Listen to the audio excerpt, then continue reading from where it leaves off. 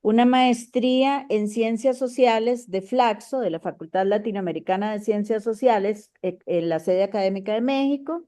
Durísima, por cierto, son unos estudios, pero durísimos, durísimos. Y tiene un doctorado con medalla al mérito universitario, doctorado en humanidades con énfasis en filosofía, moral y política de la Universidad Autónoma Metropolitana de México. Y no les hablo de las otras formaciones que ha hecho, porque son un montón, pero sí les digo que ha hecho verano en Berlín, ha hecho en Londres también, etcétera. Entonces, bueno, es una larga lista, pero creo que ella habla por sí misma, habla por todo el currículum, sale ahí, definitivamente. Entonces, vamos a iniciar el día de hoy y la semana entrante, ¿cuándo es? El 2 de la semana entrante le toca a Víctor, el 26, y les recuerdo que la sesión con Víctor es a las 12 del día, martes a las 12 del día. Les tengo que pasar un link para eso porque este link quedó para las 7 de la noche. El 2 de diciembre voy a estar fuera del país, por lo tanto, entonces va a estar Laura y yo voy a estar el siguiente martes y al otro martes para cerrar en diciembre estaría Víctor otra vez. Yo les pasé hoy los documentos, el programa que mandó Víctor y los documentos también de lectura que pide Víctor, entonces pues ya casi todos los tienen. Quien no tenga esos documentos porque no está en el chat de WhatsApp del grupo de los martes, por favor escriban ahí su número de teléfono para poder incluirlos en el chat y poder así mandarles todos los documentos.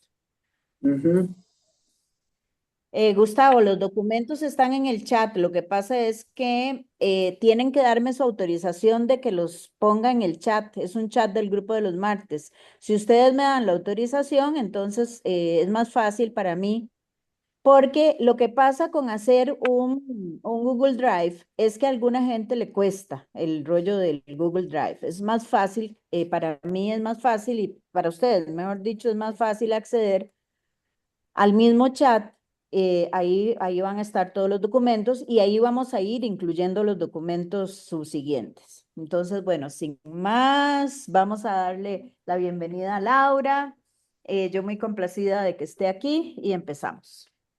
Bueno, buenas noches. Voy a cerrar la puerta ahí para... Vicente, de los que están por allá, me pido disculpas, pero no me siento muy cómoda estando sentada, entonces por eso ajustamos un poco la cámara para la pizarra. Hoy sí ya me voy a extender un poco detalle acerca de lo que he estado trabajando y ir comenzando a trabajar, valga la redundancia, el texto de Koselleck. Este, una de las cosas que a mí me ha interesado en los últimos años es pensar el presente. Y claramente esto supone preguntarnos qué es lo que nos ha llevado a la situación política actual. Entonces, como les decía la vez pasada, ¿qué herramientas teórico-conceptuales podemos destacar del psicoanálisis sin que eso nos envía un reduccionismo clínico? Me parece muy importante ahí reconocer que hay ciertas limitaciones que tienen que ser subsanadas con el recurso de otras disciplinas, y por eso es que hoy mayoritariamente voy a hablar de historia y de teoría histórica de este señor alemán, Reinhard Husserl,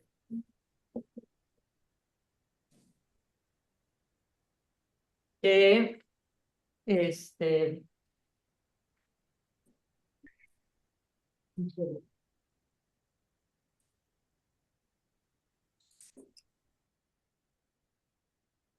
que en este libro, Se los pasamos. ok, desarrolla toda una hipótesis relativa a cómo explicar nuestra época desde una perspectiva a larga duración. Entonces, En aras de entender un poquito qué es lo que está diciendo ahí, voy a exponerles también una serie de principios básicos de la teoría de Koselleck y también un poco al autor, ¿verdad? Reinhard Koselleck, alemán, vivió en la época de la Segunda Guerra Mundial, le tocó estar en la Segunda Guerra Mundial sin que eso necesariamente lo haya vuelto un nazi.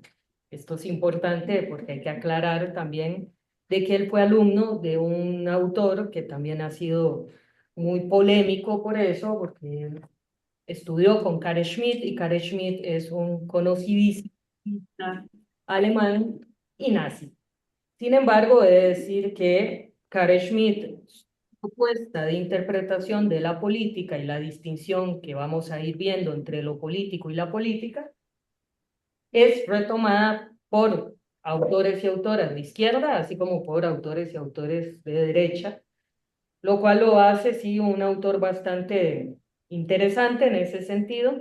Si uno lee sus obras y no sabe que es nazi, no necesariamente le capta, ¿verdad? Esa vertiente, entonces por ahí también es curioso. Hay varias cuestiones ahí biográficas de fondo que no me interesa por el momento ingresar. Ahora, ¿cómo podemos pensar al presente sin que nos invada la bruma de lo inmediato? Es decir, ¿cómo poder pensar nuestra época sabiéndonos parte de un poco lo que también les planteaba la vez pasada, de qué pasa cuando desde ciertos sectores del psicoanálisis se quiera hacer una lectura política sin que esto les permita, de alguna manera, pensarse como parte de, ¿verdad? Esa posición que es muy ortodoxa, que bien podría ser derivada inclusive al marxismo ortodoxo, de pensarse por fuera de la ideología o pensarse por fuera de las condiciones históricas, y de repente aparecer como si se tuviera la verdad de la época. A mí no me interesa esto, más bien, justamente me interesa más bien ir estableciendo algunos presupuestos que nos dan coordenadas para ir pensando el presente y que no necesariamente están en COSELEC, ¿verdad? Como les dije, hoy me interesa más bien establecer premisas teóricas con las cuales vamos a acompañar la lectura de este libro. La primera premisa es que estamos marcada por la aceleración. Ahora bien, este lugar, esto es un lugar común, afirmarlo, particularmente en historia, pero lo que no queda en ocasiones claro es que esta aceleración se traza desde el siglo XVIII, siglo XIX. Están levantando la mano, ¿tienen alguna No, duda? no, es María que dejó la mano levantada desde el principio. No, yo tengo una duda. Dígame, Eric. Ah, es ¿Cuál es Eric. la... Ah, ¿Puedes es decir, Eric. Laura, ¿puedes repetir la primera premisa? Es que no te escuché porque te diste vuelta a la pizarra y no se oyó bien. Ah, ok. Gran detalle, no me tengo que dar vuelta. Sí. La primera premisa es que estamos en una época marcada por la aceleración. Ahora, esto suele ser un lugar común en algunas descripciones epocales, pero aquí lo que me interesa marcar es que la aceleración viene dada desde la revolución industrial. No es un fenómeno que podamos situar solamente producto del siglo XX. Más bien en el siglo XX, de lo que se habla de una gran aceleración producida desde la segunda mitad del siglo XX en adelante, que es para mí de interés porque nos va a remitir a la experiencia tecnológica reciente. ¿Sí? Entonces, esta aceleración, hay un autor que la ha trabajado, David Harvey, Ah, David Harvey, sí, yo lo y conozco. la denomina compresión espacial temporal, ¿verdad? Ustedes tienen que situar que, por ejemplo, siglo XVII no teníamos reloj de bolsillo, no teníamos acceso, por ejemplo, a el transporte que claramente va acelerándose con relación al tiempo y eso genera que el mundo se vuelva más pequeño, lo cual eso incide en un apresuramiento notable del ritmo de la vida, ¿verdad? Es decir, la compresión espacial temporal.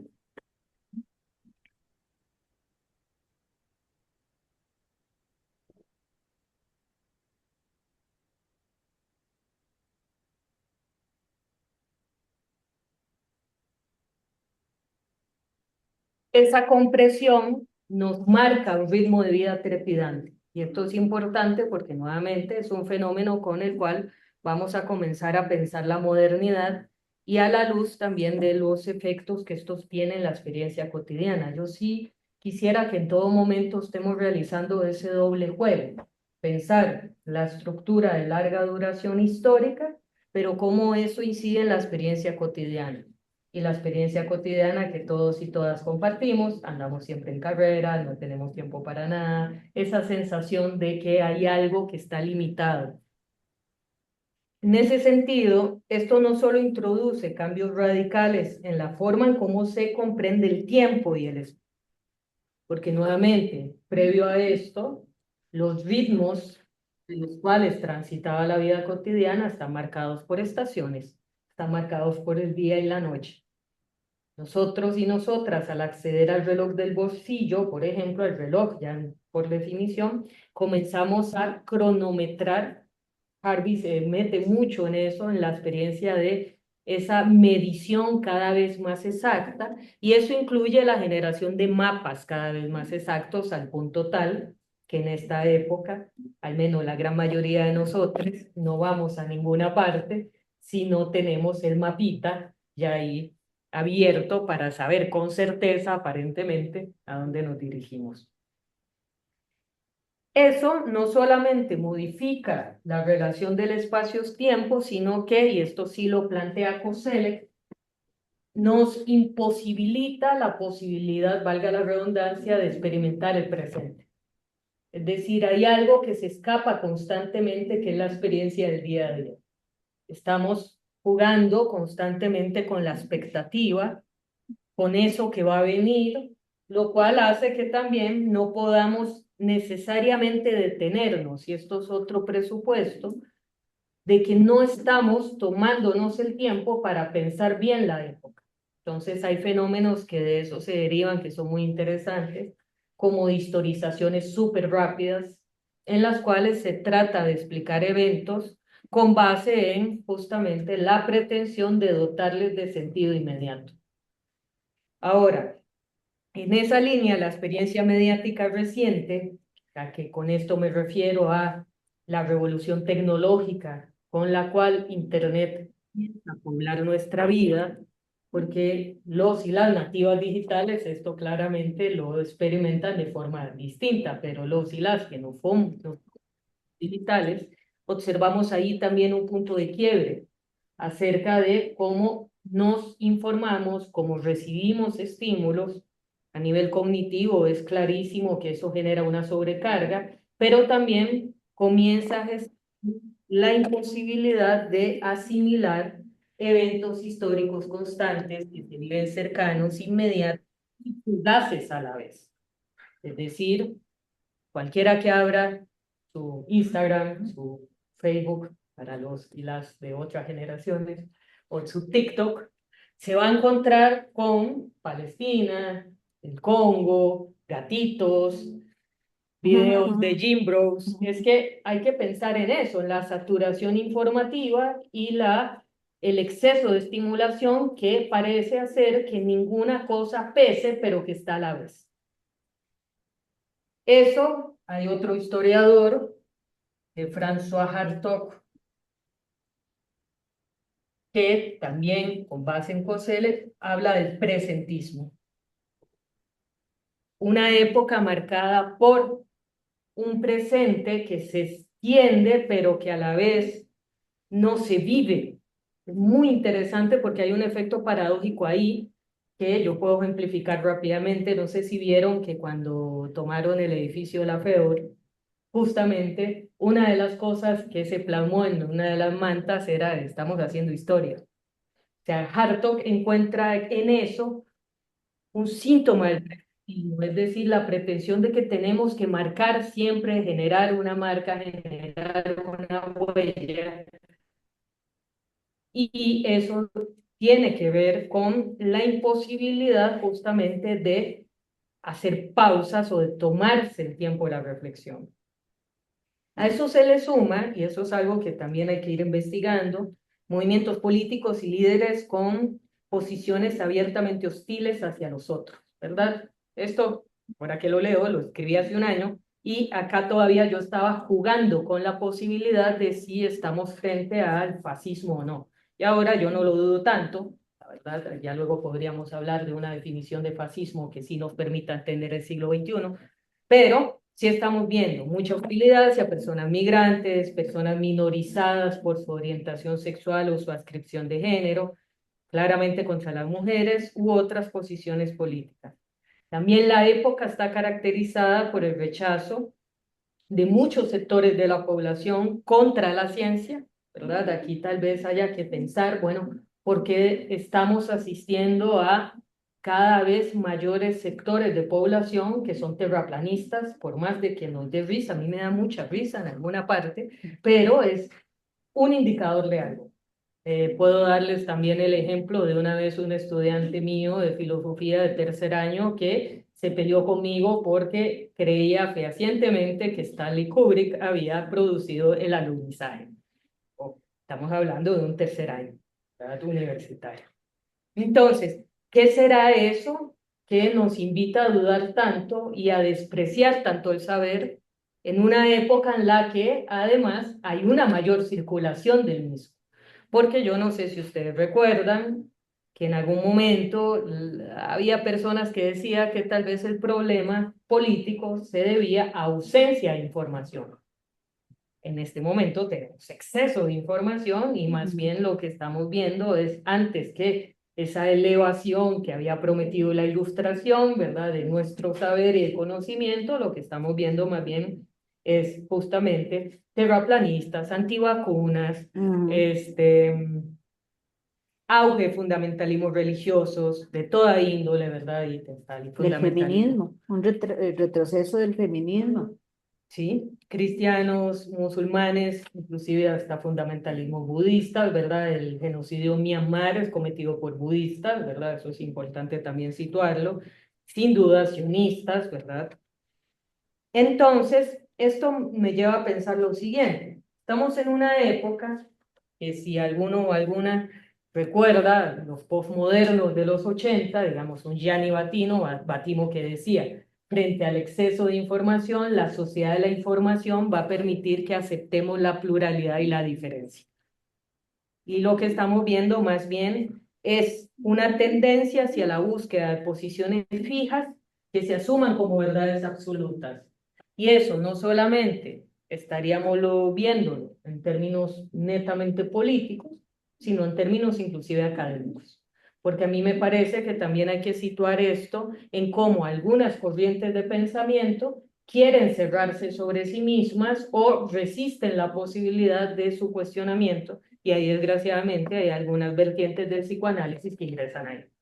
Y es importante para mí dejarlo claro, ¿verdad? A mí no me interesa inscribirme ahí y por consiguiente mi lectura del psicoanálisis, lo dije la vez pasada, no es ortodoxa, no lo va a hacer, no esperen eso. Entonces, en ese sentido, esta serie de fenómenos me interesa leerlo como indicio de un problema de largo alcance, que justamente es esto de la larga duración, ¿verdad? ¿Por qué pensar larga duración a nivel histórico? No suele ser usual, ¿verdad? Usualmente cuando hacemos, ya sea en ciencias políticas, en sociología o inclusive en psicología, análisis de lo que ocurre, usualmente nos situamos en la experiencia inmediata. A lo sumo hay análisis de mediana duración, pero establecer hipótesis que recorran siglos no suele ser usual. ¿Por qué? Porque tiene una dificultad particular. Ahora, este libro, el de Crítica y Crisis, es el germen de la propuesta que estoy pensando. Porque me gusta mucho ese texto. Ese texto yo lo conocí cuando estaba haciendo mi tesis doctoral y la verdad fue me explotó la cabeza la primera vez que lo leí, porque me parece que Koselleck apunta a algo que usualmente no se dice. Cuando nos hablan de la ilustración, espero que hayan tenido buena formación en el colegio, pero bueno, que la ilustración es justamente un momento cumbre, ¿verdad? Es una narración épica, ¿verdad? Si ustedes van a cómo nos lo explican, es ahí claramente el espíritu humano y la razón nos va a llevar al progreso. Koselleck, como alemán que vivió y tuvo que ser inscrito en el ejército nazi, porque él estuvo en el ejército, insisto que él no era nazi, pero él sí se preguntaba qué habíamos hecho en términos de humanidad para crear algo como las bombas atómicas. Es decir, ¿qué fue eso que nos llevó? Y él entonces desarrolla una hipótesis que para mí es muy sugerente, que las condiciones de emergencia bajo las cuales aparece esa capacidad de destrucción están situadas justamente en la antesala de los movimientos ilustrados. Ahora, no voy a irme mucho por las ramas, pero muy interesante en términos de teoría bélica ver eso también en Clausewitz, que es uno de los generales más conocidos que desarrolla uno de tantas veces repetido título, Arte de la Guerra, y es muy distinto cómo Clausewitz piensa la guerra, por ejemplo, a como la pensaba un Sun Tzu en China antigua. ¿Verdad? Para Sun Tzu, por ejemplo, un buen general tenía, en la medida de lo posible, que ganar sin matar. Era astucia, era una labor de pensamiento, era en la medida de lo posible, siempre y cuando usted pueda embaucar, ¿verdad? Pueda ser astuto, astuta. Pero ya con Clausewitz aparece la aniquilación y estamos hablando de por ahí del siglo XIX. En el caso de Koselleck, los arreglos políticos, y claramente esto me va a llevar en algún momento a tener que darles fundamentos sobre qué sería el absolutismo ya en términos políticos, pero para él es ahí, es donde está la clave, porque es la clave de bóveda entre moral y política. Adelanto nada más brevemente para no dejarles ahí al aire. El absolutismo es la respuesta que idean los europeos, ¿verdad? Porque estamos en este momento en pura historia europea, para resolver el problema de las guerras de religión, ¿verdad? Yo espero que ustedes sí puedan situar que cuando aparece la Reforma, ¿verdad? Y aparece toda la crítica, Lutero, Calvino y demás, el territorio europeo implota en guerras civiles, ¿verdad? Entre católicos, protestantes, ¿verdad? Es muy interesante porque vamos en algún momento a leer a Hobbes vía Koselleck. Hobbes en su biografía plantea que él nace justo en medio del terror.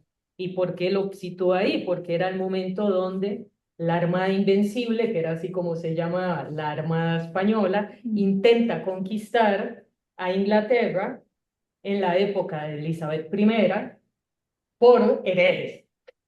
Ahora, para mí es muy simpática la historia en ese sentido porque la Armada Invencible se va al carajo por una tormenta, lo cual es maravilloso en términos de la contingencia histórica.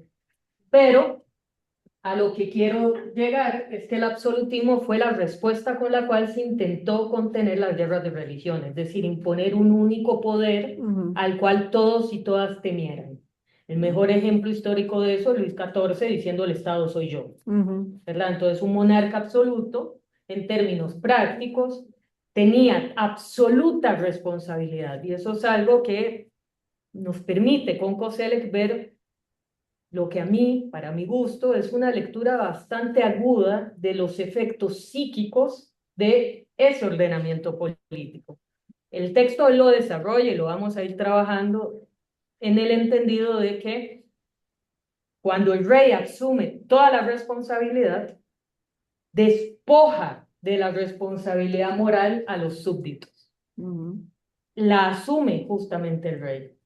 Sin embargo, en ese mismo movimiento, dice Koselleck, se genera una paradoja, que es que comienza a gestarse un tremendo sentimiento, cual es muy interesante porque, como les digo, usualmente la narración de la Ilustración va por otro lado, va por el lado de la emancipación, va por el lado de las condiciones que llevaron a los revolucionarios a cortar cabezas. Entonces, a partir de esto, él va a observar que es justo la Ilustración reclamando un juicio moral frente a lo que consideraba lo inmoral del absolutismo, que se gesta una moralización de la política. Ahora, acá me tengo que detener porque no puedo dejar que se asuma política en sentido común acá. Koselleck era schmittiano en ese sentido. Entonces, Carl Schmitt introduce una distinción en el lenguaje alemán que es entre lo político y la política. Esa distinción también aparece en el mundo francés por ahí del 1960, esto estamos hablando de 1930, en Alemania. En Francia es más tardío, pero también en inglés comienza luego a verse esa distinción. ¿Por qué el juego con los artículos, ¿verdad? ¿Verdad? Para poder distinguir fenómenos distintos. Para Carl Schmitt, y eso va muy rápido, pero basta con esto, lo político refiere a relaciones de amigos y enemigos, que ese es un criterio descriptivo, pero a la vez no es solo eso, porque bajo esa premisa podría ingresar ahí hasta, no sé, la ultra versus la garra y cosas de ese tipo, ¿verdad? No. Aquí hay un segundo criterio que tiene que ver con que esa agrupación tiene un componente existencial. Entonces, una relación entre amigos y enemigos que esté en disposición concreta y material, ya sea de dar muerte o de recibir la muerte. Ojo con esto. Porque lo político no sería entonces cualquier fenómeno. Más bien son experiencias reducidas que luego ya, por ejemplo, un Zizek, cuando retoma el psicoanálisis, lo piensa asociado a, porque Zizek también es schmittiano, son cosillas que una no capta, ¿verdad? Por una cuestión disciplinar, pero Zizek justamente plantea lo político como el momento en el que se construye un nuevo orden o un orden simbólico distinto. Es muy interesante para pensarlo desde el psicoanálisis. Mientras que la política sería para Carl Schmitt la administración del orden que se gesta una vez saldado ese conflicto. Entonces, para también dar un ejemplo local, yo he trabajado mucho con un momento de lo político, la guerra civil del 48 acá, que gesta un ordenamiento específico en el cual hay ganadores, hay vencedores y hay grandes perdedores. ¿Quiénes fueron los grandes perdedores de la guerra civil del 48? El comunismo y Los comunistas. sí. Entonces, a partir de eso, lo que se produce es una administración, que en nuestro caso es bastante evidente, es muy obvia, porque se ilegalizó durante varias décadas el Partido Comunista, ¿verdad? No se decía así en la Constitución, se decía es ilegal cualquier partido que atente contra la democracia. Y eso los expulsaron, además. Sí, fueron exiliados y Carmen Lira Carmen fallece. Lira, Manuel Mora. Ujú. Entonces, cuando, y esto es importante, José y mi persona hablamos de moralización de la política, estamos aquí, en que hay una moralización de la administración política y también una moralización del conflicto. ¿Qué sería esto otro? Ahí me van diciendo si no queda claro, ¿verdad? Una de esas empiezo a acelerar yo también. Ahora, esta moralización no es cualquier moralización, ¿verdad? Porque en filosofía hay toda una larga tradición que a mí no me gusta. Mi título es filosofía moral, pero Ajá. no paso de estar hablando buenos y malos, pero bueno. No se trata de la larguísima tradición filosófica detrás de eso, sino que Koselleck apunta de que esto lo que esconde es la tradición cristiana. Y esto claramente a mucha gente le resulta escandaloso, por eso han acusado a Koselleck más de una vez de ser un autor conservador, que no reconoce, esto suele ser lo que dice un Habermas, ¿verdad? Que estas posiciones desconocemos los ideales regulativos de la razón. Este concepto, el ideal regulativo de la razón, aparece por los ilustrados como una forma de designar que hay algo innato en los humanos que nos llevaría justamente a actuar racionalmente y que eso es un valor moderno. Muy extraño todo, porque nos estamos negando justamente la razón, además estamos poniendo un poco en tela de juicio el alcance de la razón. Ahora, esta tradición cristiana no es cualquiera tampoco, porque tiene que ver con la soteriología, y eso son las doctrinas del fin del mundo. Es muy interesante cómo esto se desplaza ¿verdad? Ustedes saben cuándo fue la primera vez que se habló de fin de mundo, en Occidente al menos. Bueno, además solo es Occidente que habla fin de mundo. El año 1000. Era cuando se iban acercando al año 1000. Y de ahí en más, ¿cuántas veces hemos pasado por fines de mundo, verdad? Ujú. Empezando por nuestra propia vida, ¿verdad? Yo no sé cuántas veces se ha acabado el mundo. Pero Cosel lo que va demostrando, y eso lo vamos a ir viendo en el libro, es cómo eso se oculta, como que actúa de forma, y en conceptos kantianos, subrepticia, es decir, como que está detrás sin que necesariamente lo notemos, que es que se desplaza la idea del fin del mundo y con Diosito ahí, ¿verdad? Entonces haciendo ahí ¿cómo se llama? El rapture, el rapto, ¿verdad? Sí, sí, sí, sí. A estas horas ya yo, Gran rapto. A disvariar. sí. Entonces, que Diosito llega, ¿verdad? El rapto, ¿verdad? Y los no sé cuántos días de tribulación. Además, hay diferencia entre los premileniaristas y posmileniaristas, una cosa rarísima. Pero en el fondo, dice Koselleck, eso se oculta y aparece la idea del tribunal de la historia. Y es muy interesante porque eso persiste hasta el día de hoy. Hablando de lo que les dije la vez pasada, permanencias, estratos de tiempo que están jugando en diferentes momentos. Vean cómo Fidel en su momento decía eso. A mí la La historia me historia me juzgará, absolverá, ajá, o me me absolverá o me absolverá, juzgará, no me sé. juzgará y me absolverá. Sí, Porque hay que pensar qué es esto, la historia mayúscula. sí, en mayúscula. Y por qué se antropoformiza, ¿verdad? Esto que todavía inclusive mucha gente dice. Estamos en el lado correcto de la historia. ¿Eso qué significa? Koselleck justamente indica que eso es esos restos que están ahí actuando de forma muy insidiosa de la idea de que hay un fin. Claro, muy interesante, que hay un fin, hay un destino. Y ese aspecto llevó a la reducción del conflicto político antes entre amigos y enemigos, que hay toda una serie de prescripciones para pensar eso, ¿verdad? Porque el hecho de que Schmitt diga, esa es lo específico de lo político, no significa que usted aniquile al enemigo.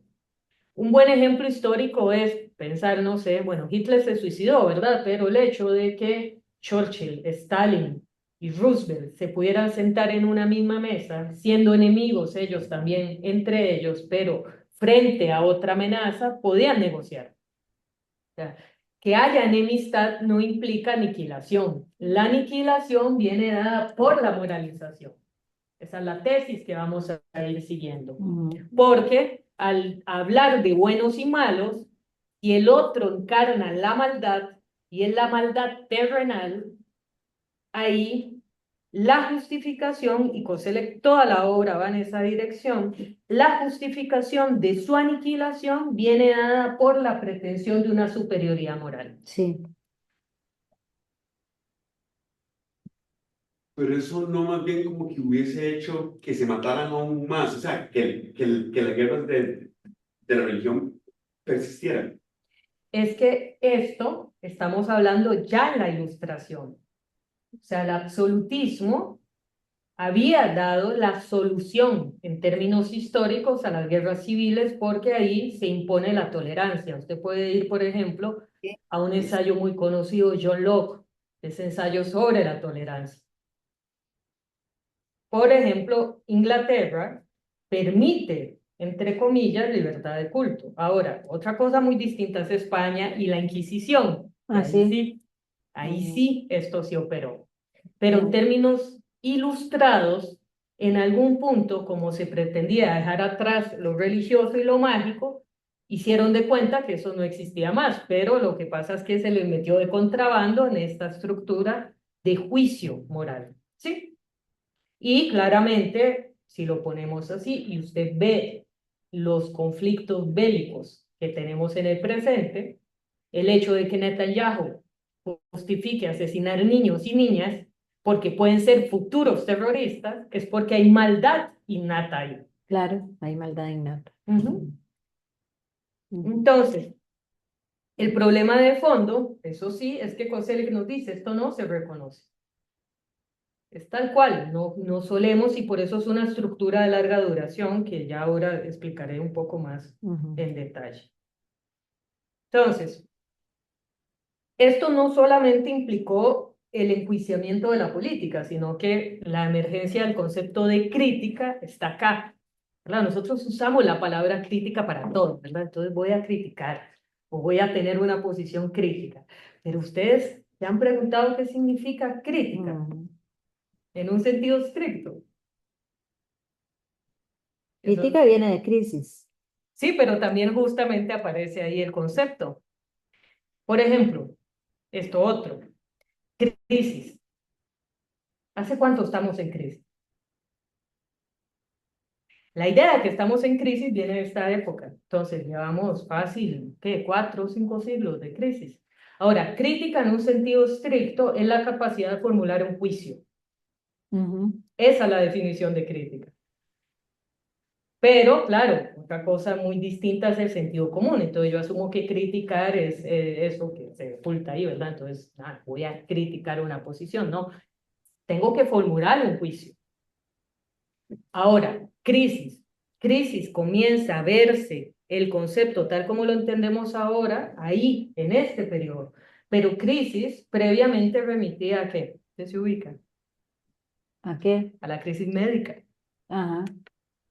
O sea, para los griegos, la crisis era relativo a enfermedad. Entonces, esa modificación conceptual también es muy interesante, porque Es que era aparece... un momento crítico, Ajá, o sea, donde el paciente está en un momento crítico. claro, por la crisis, Ajá. pero también está la crítica como aquello que formula un juicio, porque es Kant. Sí, Digamos. juicio. Ujú. Y además hay ideas que plantean como, digamos, pensamiento crítico no necesariamente se plantea como emitir un juicio, sino como el preguntarse el porqué de las cosas, Ajá. de las fuentes. Exacto.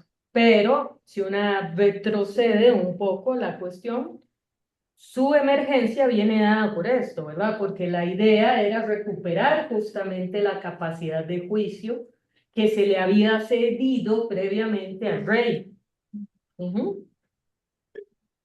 Todo esto es medio oscuro porque claro que requiero mucho más tiempo, pero estoy haciendo como un barrido, ¿verdad? Introductorio.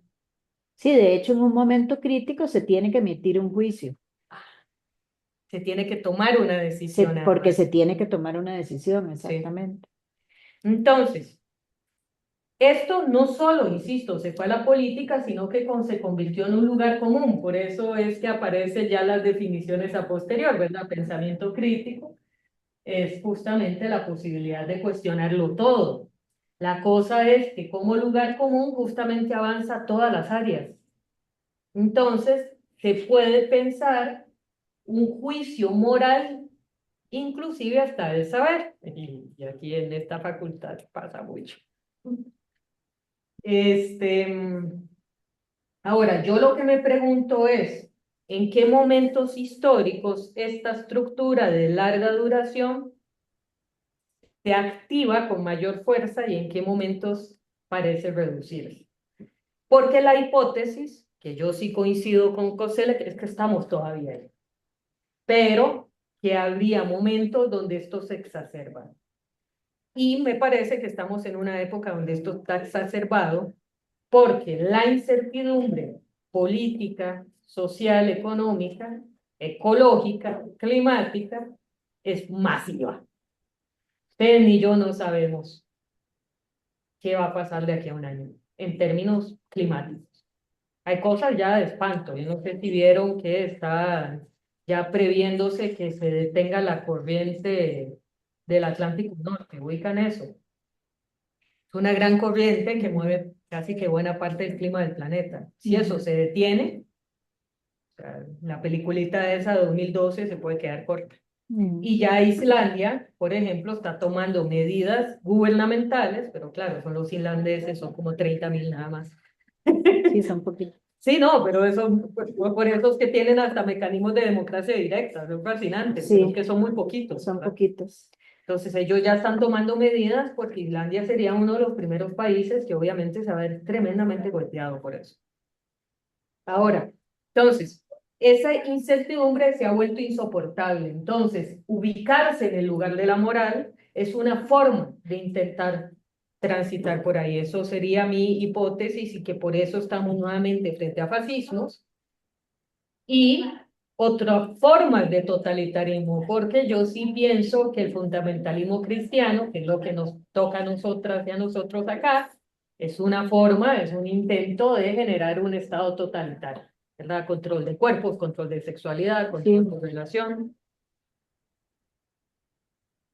Entonces, también he trabajado y estoy en esas, demostrando cómo esa moralización inclusive opera dentro de la academia.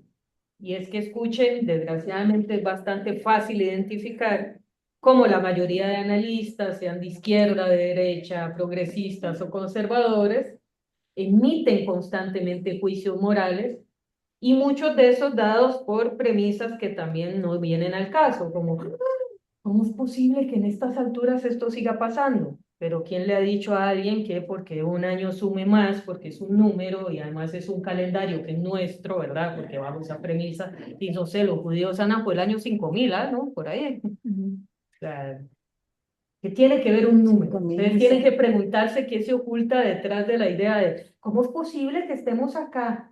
No, ¿cómo es posible que usted no se dé cuenta que las cosas pueden ser así? Esos son juicios morales. Cuando se dice, no, es que el otro es malvado, por ejemplo, pensemos en cómo se suele ver una figura como Chávez. Constantemente se moraliza, es decir, él actúa mal, él es inmoral. No, pero es que es un enemigo político, hay que verlo como enemigo, no hay que verlo como un malvado, porque el malvado justamente ahí apela a otro tipo ya de solución. Y el hecho de que esto sea tan útil, eso sí no lo dice Cosele, que eso es mío, es porque yo estoy partiendo de que hay una negación colectiva de la agresividad constitutiva. Es ahí donde el psicoanálisis me sirve muchísimo. Otra vez, perdón. Con todo y todo, claro, ¿Puedes los repetir eso? del psicoanálisis siempre van a dar mucho énfasis a que Freud decía esto, ¿verdad? Es que el gran Hola, choque hola. ya fue haberse dado cuenta de la sexualidad infantil y la sexualidad edípica, bla, bla, ¿Me bla. escucha? Sí, pero me parece que ahí hay otro gran choque, Laura, porque no nos pensamos como No agresivos. escucha, ¿verdad?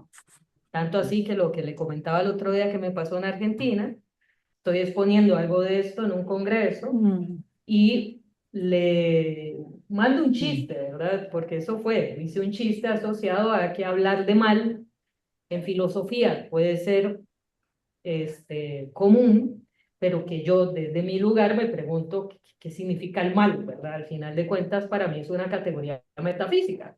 A alguna gente en filosofía eso le molesta mucho, pero particularmente le molestó mucho a un católico que me empezó a plantear que él era escéptico frente a esto, porque yo estaba retomando o estableciendo otro principio metafísico que es la agresividad constitutiva, desconociendo que vayan a ver cualquier animal. Animales hay de múltiples tipos, ¿verdad? Pero vayan a ver cualquier animalito. ¿Es o no agresivo? Porque nosotros como animalitos seríamos distintos. Entonces, lo que Koselleck no logra dar porque no tiene estas Hola. herramientas, pero ahí es donde el trabajo interdisciplinario se vuelve interesante, es que esto se sostiene a partir de una negación colectiva. Entonces yo jamás, ¿cómo? Entonces eso lo que también sostiene esas lecturas que en ocasiones hacen colegas, de decir, esos son los conflictivos, los malos, los que no están entendiendo, y eso impide claramente un abordaje realista, lo cual a mí me resulta muy curioso porque al menos en psicología, en sociología se sabe muy bien, no sé, cómo desmontar una estructura de bullying, y porque eso no lo trasladamos a política pública estatal. Es qué cosas incentivan la agresividad. Que claramente, si yo no tengo plata, si las calles son un desastre, o sea, cada vez que alguien se monta en un bus, en un carro o anda a pie, ustedes no me lo van a negar, o sea, yo vengo manejando ahorita de los Yoses y no sé cuánta gente se me atraviesa. Así, Ningún punto, claro que va a dar enojo, ¿sí o no? claro. Entonces, si usted tiene, por ejemplo, en nuestro país, una planificación, bueno, no una planificación, la ausencia radical de planificación urbana, que hace que pasemos una hora, hora y media, y eso atiza la agresividad. Claro, ¿cómo no esperar ahí que lleguen, le insulten a uno, le tiren el carro, atropellen gente, ¿verdad? Porque no sé si han visto que eso ya ha comenzado a pasar acá, ¿verdad? Sí. En Colombia recientemente han habido atropellos masivos también. Gente que Hola, no le importa, porque hay algo ahí que se empieza a hola, desatar, ¿verdad? Eso que bien lo pensaba Freud, ¿verdad? Se levantan hola. ciertos diques de represión. Entonces, ese desconocimiento para mí implica que hay personas que no pueden asumir que, ojo, dentro de una amplia gama de posibilidades. Greti o Greti Vega. Perdón, Oscar Arevalo tiene la mano levantada. Dígame, Es que no desde se que oye. No se dijiste, escucha. ay, hijo de pucha. Ahora me escuchan. No se No escucha. entiendo, no entiendo. Laura, Sí, bueno, nosotros sí te escuchamos. Bueno, yo sí te escucho. Laura, ¿me escuchas? ¿No será que usted no tiene el audio? A mí ¿Se me apagó escuchan, eso, yo creo? ¿Será? a mí me escuchan. Yo también escucho. A ver, es que se había Puede apagado. ser. Ah, ok. Sí le escucho. Es ¿Sí que me con escuchan? con los audífonos no sirve. ¿Sí me escuchan? Sí, ahora sí. Ahora sí. Ah, ok.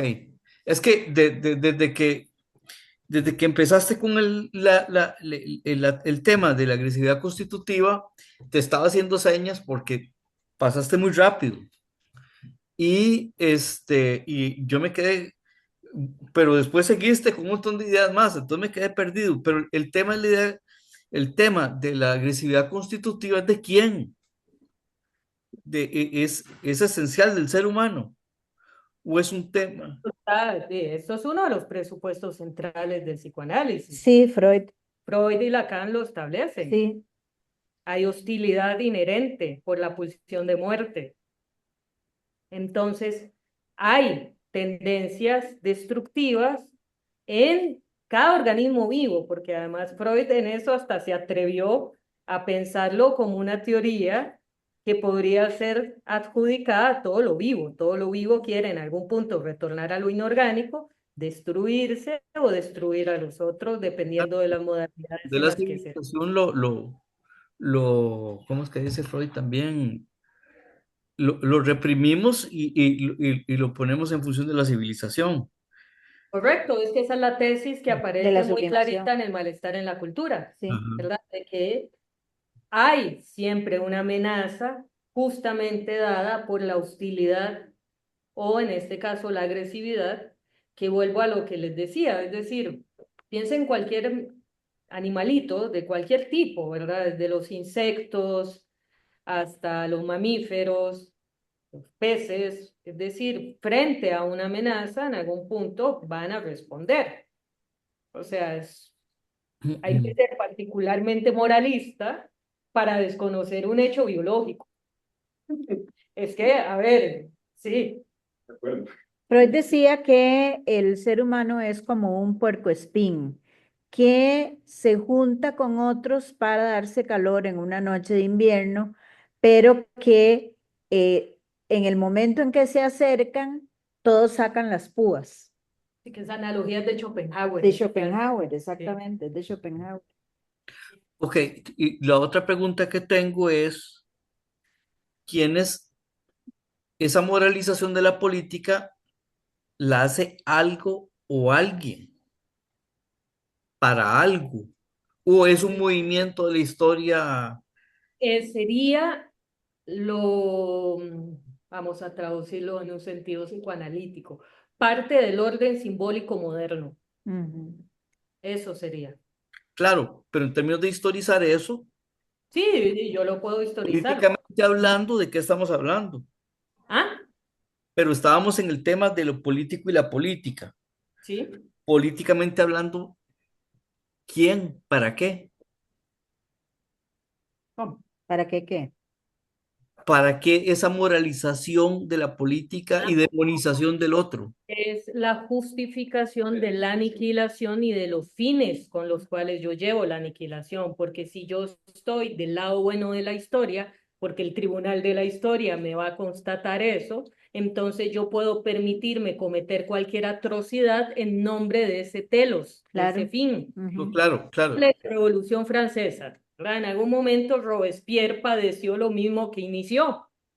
Es decir, Robespierre, todo bien, yo estoy muy a favor de lo que hicieron, honestamente, pero bueno, el punto fue que una vez que guillotinaron a toda la monarquía, eso, como estaba inscrito en una lectura moral del conflicto, llevó a que luego el propio Robespierre también fuera guillotinado. Ujú. Entonces, lo que mueve la historia son las pulsiones. Pues eso no sé si lo pueda sostener tal cual porque me parece que puede ser un reduccionismo problemático. Sí. No Ya te que estoy hablando de eso. que hay condiciones también políticas, económicas y sociales, hay condiciones culturales que tenemos que tomar en consideración y que sí, tal vez la respuesta más certera se la puedo dar vía Judith Butler. Judith Butler habla de que no podemos pensar lo político sin lo psíquico y no podemos pensar lo psíquico sin lo político. ¿Ok? Exacto. Entonces, en esa línea lo que me interesa es plasmar cómo la experiencia moderna descansa sobre este ordenamiento psicopolítico, si se puede decir. Ah, ok. Esa es la parte que me quedaba un poco en el aire, sí. Gracias. Sí, Yo pero tal vez, estaba ella primero. perdón, Eh, Lía. no, también con eso, ¿verdad? Como que Freud en el malestar en la cultura plantea esta misma, o sea, como esta misma problematización del mandato de amar al prójimo como a ti mismo, Ajá. ¿verdad? Y plantea como que si ese prójimo pudiera, me mataría a mí también, ¿verdad? Y entonces en esa negación también hay una justificación. Sí, sí, claramente estoy de acuerdo porque inclusive en algún momento yo hice para mi tesis doctoral un enganche que es totalmente impensable en la época, que era trabajar Schmitt y Freud, ¿verdad? Porque Schmitt nazi, ¿verdad? Freud ciencia judía, pero ambos coinciden en cada quien de su lado. En el caso de Freud, que lo que prima es la pulsión de muerte y la pulsión de vida como un largo rodeo de la pulsión de muerte, y para Carl Schmitt es la primacía del enemigo. Y eso fácilmente lo puedo explicar. O sea, una entra a una clase, a un espacio común, a un bus, ¿qué es lo primero que una hace? ¿Qué es lo primero que hace la gran mayoría de gente? Tal vez, no todos, todas, pero la gran mayoría. Ustedes entran a un lugar que no conocen, a un grupo de personas que no conocen. Sí, lo plantea también Zamparoni, ¿verdad? En la terminología mediática, que es, sí, de una vez uno está buscando al otro. Claro, pero se ingresa con desconfianza. El punto es que usualmente, Claro, uno busca un lugar seguro. exacto, o sea, es que es muy fácil pensarlo en una clase. O sea, vean los alumnos o las estudiantes, los estudiantes. Sí. A ver, ¿dónde me voy a sentar? Piensen en cuando uno ingresa en un bus. O cuando uno ingresa a un auditorio, por ejemplo, que difícilmente las personas se van a los puestos que están adelante. Puede estar toda la fila vacía y es muy difícil que la gente vaya. ¿Por qué? Porque tiene que atravesar por todo el pasillo donde está toda la gente y ser vista. Ujú. Sí. Ahora, esta cuestión, vamos, me interesa proponerles justo de que estamos en términos de larga duración un poco ahí, pero cómo esto también se exacerba con la experiencia mediática reciente. Entonces, supongo que ustedes ya conocen estos datos, ¿verdad? De que Meta incentiva y le da mayor visibilidad a los posts de odio, porque vende más. No sé si ustedes sabían ese detalle, por eso es que Twitter, bueno, ex ahora, Ex. condenado Elon Musk, pero yo voy a seguirle diciendo Twitter. Twitter se ha convertido en uno de los lugares más horrorosos de la experiencia de redes sociales. ¿Y por qué? Porque eso es algo que se puede monetizar. Pero también hay que pensar en cómo esto viene de la mano, y aquí hay cosas que hay que decir recientemente, con la caída de la Guerra Fría y el famoso fin de la historia. No sé si Ajá. ustedes ubican a Francis Fukuyama, Sí. ¿verdad? La pretensión de que es la democracia más capitalismo el pensamiento único, así se definió en su momento, la victoria del pensamiento único, lo cual es tremendamente totalitario también. Terrible. Y cómo esa conjunción de democracia liberal, porque hay que nombrarla como es, democracia liberal procedimental es lo que estamos, donde se le da un énfasis excesivo a las elecciones como el único mecanismo de participación política, estamos en eso, ¿verdad?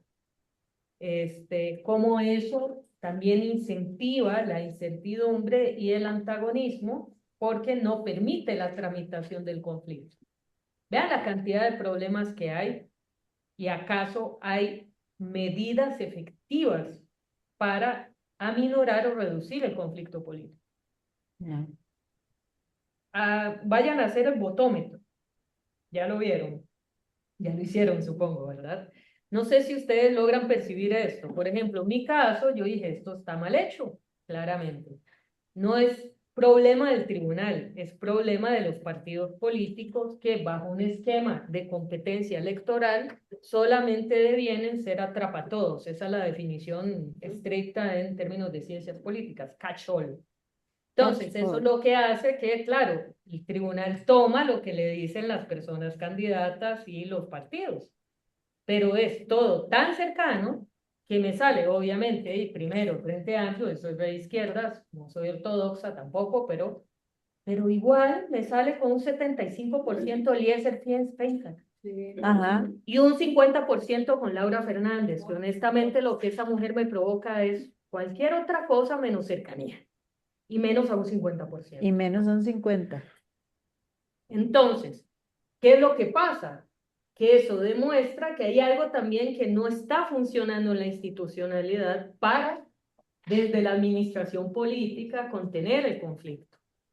Entonces, Pero, ¿cómo es exactamente la negación de la agresividad sostiene o fundamenta a la moralidad? Que es lo que entiendo que propone cómo.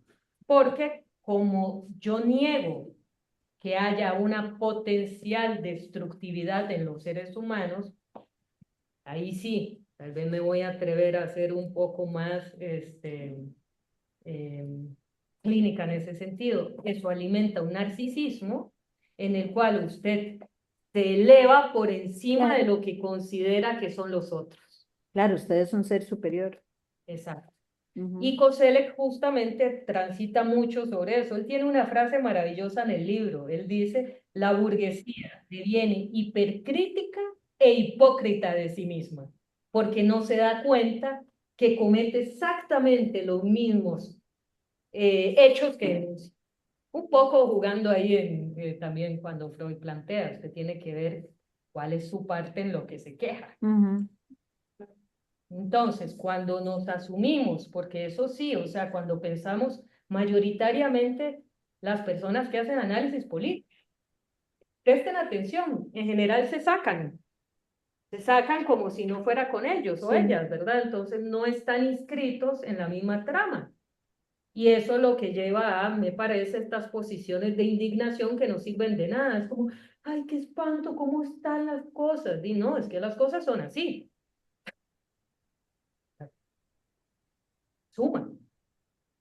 Ujú. Ahora, eso no es, y eso no está en Koselleck, ¿verdad? Eso es mi agregado y claramente ahí hay que decirlo, no es consciente. En un sentido no solo individual, sino colectivo. Por eso es que él mismo dice, esto se desconoce porque está muy oculto, o sea, se asume por definición que la política juega así, porque esas son preguntas que a mí me han hecho. Entonces, ¿cómo sería una política sin hablar de buenos y malos?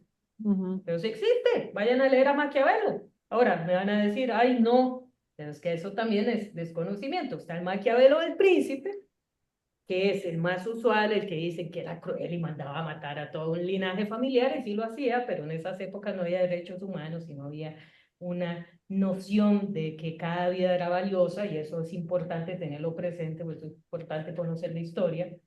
Sí. Pero a la vez, ese mismo Maquiavelo en los discursos sobre Tito Livio defendía una constitución republicana, Ujú.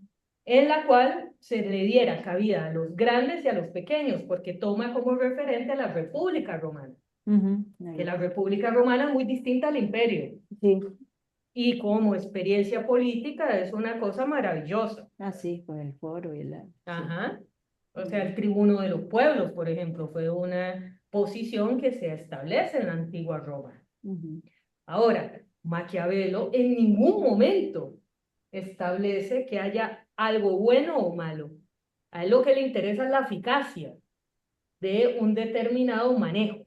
Entonces, si pensamos, por ejemplo, que estamos en un momento donde nos estamos aniquilando, al menos de mi parte, sería un poco más, no sé, realista pensar en medidas eficaces antes que nada más llegar y decir, ah, es que esos son malos. Porque piensen en, bueno, claro, yo también me puedo sumar a los chistes, ¿verdad? Y hablar de chavestias y cosas de ese tipo.